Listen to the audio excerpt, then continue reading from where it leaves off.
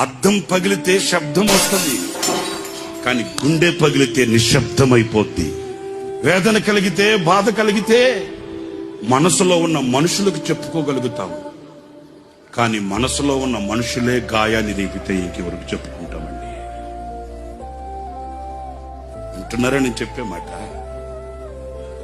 వేదన కలిగితే, బాధ కలిగితే మనసులో కొందరు ఉంటారండి, వాళ్ళతో చెప్పుకుంటామండి. మరి ఆ మనసులో ఉన్న మనుషులే గాయపరిస్తే ఇంకెవరితో చెప్పుకుంటామేంటి?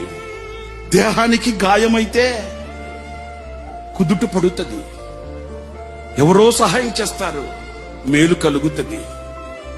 మరి గుండెకే గాయమైతే గుండె గాయాన్ని చూడగలిగిన వాడు ఎవడున్నాడండి?